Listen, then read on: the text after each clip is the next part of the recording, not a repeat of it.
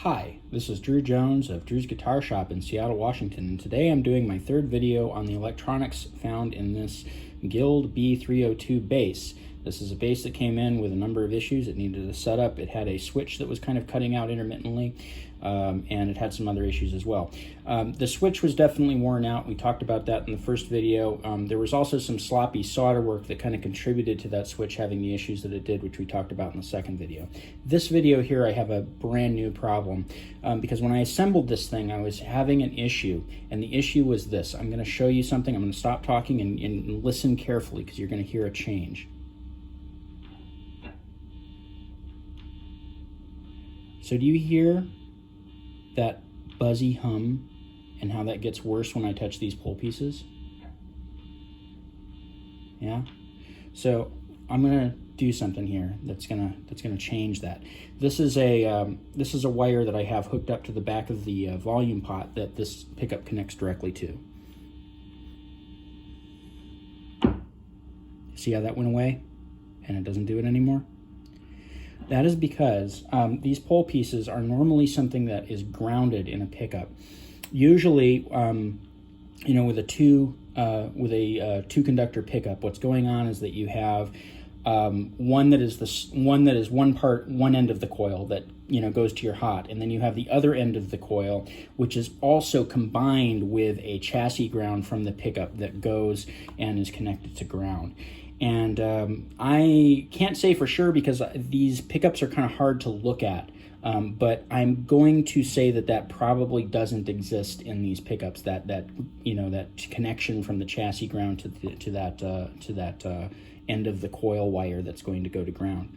And I have two reasons for thinking that. One is that this obviously works. When we connect those to ground, the problem goes away. So that's not grounded, and it's connected, so something is up. The other reason is because of this copper here. Do you see this here? When I touch this copper, I encounter the same issue. And I'll go ahead and I'll undo this. There may be a pop here, and so I apologize if there's a loud boom.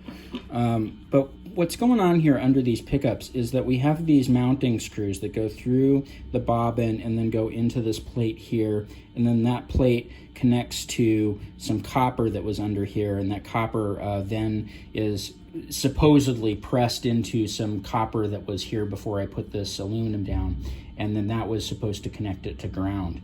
Now here's the thing. This was still kind of cutting out intermittently, and it was doing this thing kind of intermittently. And the reason that it was doing that is, again, because these were just not connected. So let's go ahead and talk about maybe why this doesn't connect so well. One of the reasons is that you see how this screw has some play in it. This may not actually be connecting with the thing that it's supposed to ground. For one thing, there's a big gap there. There's no assurance that that's going to always be maintaining good contact with what it's supposed to be maintaining contact with. The other thing is that these screws are coated with some kind of finish, and some metal finishes really can serve as kind of an insulator for electricity. So like a couple like really common ones that I can think of are lacquer, for one thing, that is sometimes sprayed over. A clear coat is sprayed over something that has color on it like these. Or in the cases of things like anodized aluminum. If you've ever tried holding a voltmeter up to a piece of anodized aluminum, you might notice that it's not what you'd expect. It doesn't go through. It's not a conductor. In fact, sometimes if you hold a continuity connector to a anodized aluminum plate, you won't see continuity because there's just no conductivity there. And so I don't like the fact that this is loose. I don't like the fact that we're relying on a coated connector to go in here. And I also don't like the fact that we're kind of relying on this little piece of tape here to connect with this ground on the back of the pickguard, because there's no screw here holding that down. There's nothing guaranteeing that that's going to make good connection there. There may be a gap that is small or even big, and that may open up or close depending on kind of how the instrument is shaken around, and that's just no good because that's not a reliable connection to ground, and you do need a reliable connection to ground. This is an audio circuit and it's producing audio that we don't want. So Yeah, I'll talk about one other issue that I have with this kind of thing too, which is that metal oxidizes. One of the reasons that we do solder joints is to prevent two pieces of connected metal from oxidizing in such a way that that oxidation proves to resist or cause problems with electrical flow. And if you have something open like this, that's kind of just an open connector that's just going to go, and it's not designed for that, like something in a switch or something, it's very possible that this could develop a layer of oxidization, and so could the stuff on the pick guard. And then when you put them together, there's not really good connectivity there, and you know, that's part of the problem. So what are we going to do about this? Well, we need to make a path to ground here, and we need to make an effective path to ground, one that's not going to be interfered with. And so I'm going to say that we're going to use solder. We're going to use a solid wire, or not a solid wire, but we're going to use a actual wire instead of tape. And then we're going to go to the back of the same pot that the pickup connects directly to, so that we have a consistent ground with that pickup, because that is also an important thing to consider in audio circuits. A lot of people just think you can ground anywhere, and well, usually that works. It's a very, very good idea to do a consistent ground from one component to the next. So if you have your ground from this pickup, your end of the coil going to the back of this pot, you also want to connect your ground to that pot. And another good idea to do is to do a spider ground. And so I'm actually going to be going through and cutting out all of this crap and replacing it with spider grounds here, which is where you take grounds and you connect them to a common point, and that reduces noise in a circuit. So let's go ahead and talk about how we're going to install that wire. So when we turn this over, we see that there's a plate here, this little tape that's here on the bottom that's connecting itself kind of to those pole pieces. When we touch that plate, to this, you know, we're seeing that we got a pretty solid ground.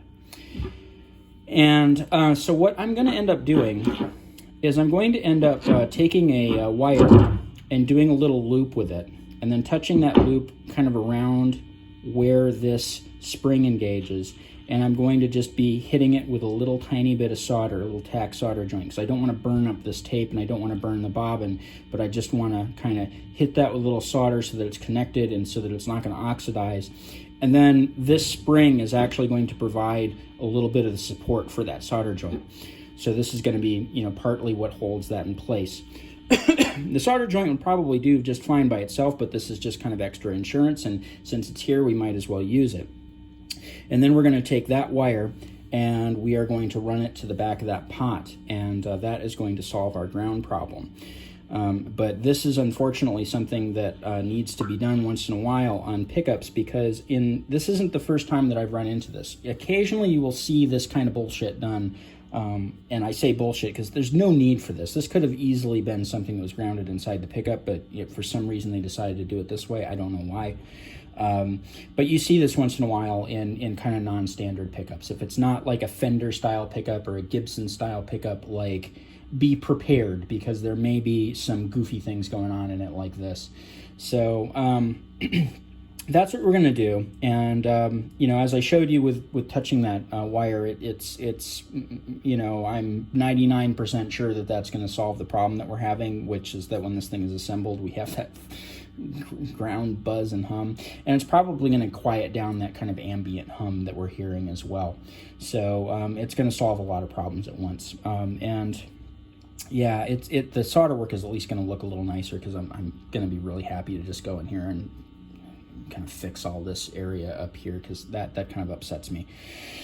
Anyway, so I'm going to go ahead and get that done. I'm probably going to do a follow-up video just kind of showing you know, how this went, and you all can tune into that next week, I guess. But yeah, this has been Drew Jones of Drew's Guitar Shop in Seattle, Washington. If you enjoyed this video and you found it helpful and you want to kick me a few bucks, there's a link to my Ko-Fi in the description of this video, and you can throw me a one-time thing there. There's also a link to my Patreon. You could subscribe to that for less than $1 a month. It helps me make these videos, because I do have to take time out of my workday to do them. Also, if you have any questions, like kind of long form things that you need help with, I'm happy to get those through Ko-Fi. A lot of times those things kind of take time to walk people through, and so I do like being compensated for that time. So I'm willing to sit with somebody on the phone, willing to answer like really long email chains and everything. But like I said, I prefer to get those through Ko-Fi. As far as anything else that's down there, there's a link to my website that has my contact information where you can get a hold of me. You can look at my price page for repair work, and you can also find a page on my website that I wrote for caring for stringed instruments. And if you're here watching this video, I'm going to guess that you have a few stringed instruments that you care for, and you might get something out of that. So link my stuff around, like, subscribe, all that jazz, and hope you enjoyed this video. Thank you so much for watching.